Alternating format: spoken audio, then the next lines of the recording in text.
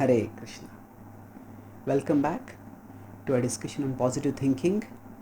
We are discussing the acronym IDEA to describe the spiritual fundamentals.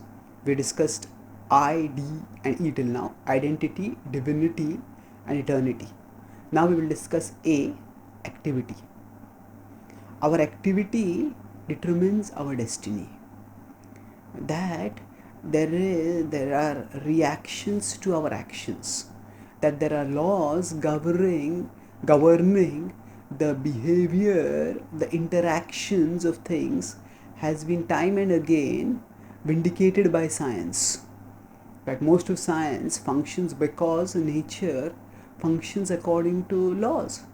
So for example, when one electron hits another electron, there is a law governed behavior that results, and that allows for prediction, that allows for replication, that allows for manipulation, and that's how science is able to work.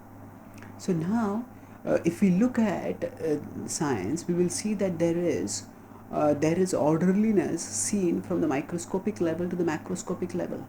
Even in patches where we don't see any orderliness, still there is some orderliness through some statistical models, through some level of observational sophistication. And even when no order seems to be there, scientists keep pressing on looking for some order, and in many cases in scientific history they have found an order. So the point is that just if there is order from the microscopic to the macroscopic level in all of nature, then why should human beings be an exception? Why should there not be an order that governs our behavior also? And that order is conveyed through the law of karma. Just like we have Newton's third law of motion, that to every action there is a reaction. So similarly, there is the law of karma, which says that to every action there is a corresponding reaction.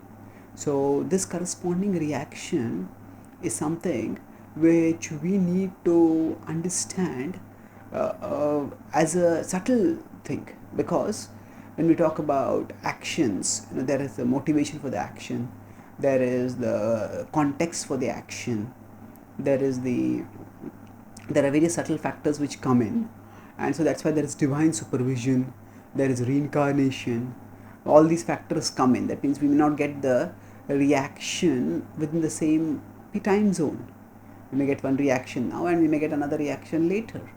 So the principle under the specifics of karma is something which we will discuss later. Right now let's focus on the principles. And the principles are that there is action reaction chain, and this is how we operate in our day-to-day life also. If somebody comes home, if our room partner comes home and there's a burn or mark on the hand, so we ask what happened.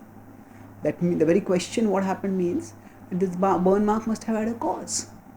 So we need to recognize this causality and move forwards according to the understanding of this causality. So now if we look at the principle of causality, to every action there is a reaction, and every reaction comes because of some action. This is in essence the law of karma. And by understanding the law of karma, actually we can become empowered and inspired to create a better destiny for ourselves. Otherwise, without an understanding of karma, we can become very disheartened when life goes wrong. When things turn out badly, we may end up thinking that life is just a cosmic lottery and I'm just the unlucky guy, so life sucks. And in that way we may lose hope. But if we understand that the things that happen to us are reactions to the things that we have done in the past, this understanding, if along with that we understand that we have free will right now to choose our actions, then we can, by choosing right actions now, create right reactions for us in the future, and thus create a brighter future for ourselves.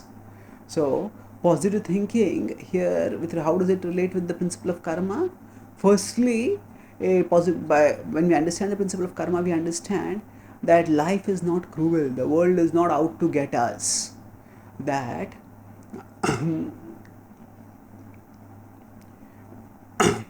that actually the world is only giving us reactions to what we have done, and by changing our actions we can change our situation, we can improve our situation.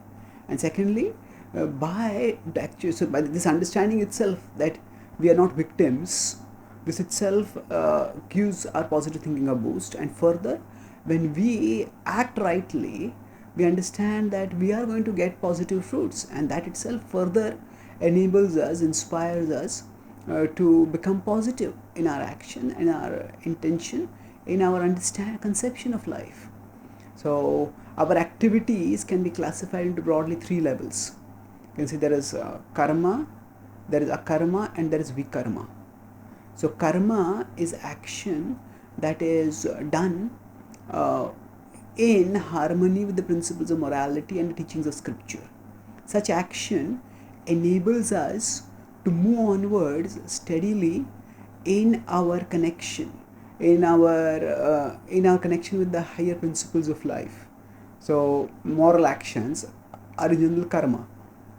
Vikarma are immoral actions, actions done against the principles of morality, against the injunction of scripture. Such actions cause bondage. Such actions bring suffering as a consequence. So karma gives good reactions, vikarma gives bad reactions. And the third category of action called as akarma. Akarma is not inaction, but it is action that gives no reaction.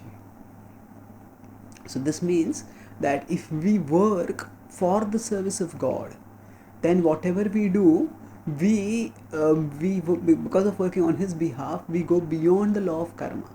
So just like a cashier may count millions of dollars, but the cashier doesn't have to pay tax for those dollars, because that the cashier understands I am counting this on behalf of my company. A soldier may shoot during a war to protect the nation. The soldier is not considered responsible. The soldier may even get a medal of honor for having fought gallantly in the war. So similarly, when we work with a pure intention for the service of God, then that action enables us to stay free from reaction. This is the most auspicious action. By working as instruments of God's compassion, we can make the highest positive contribution in this world. So thus we can actually make not just our actions positive, but even make not just our thoughts positive, but our actions positive when we understand the principle of karma, and when we harmonize with the Supreme by acting as His instrument, acting in akarma. Thank you. Hare Krishna.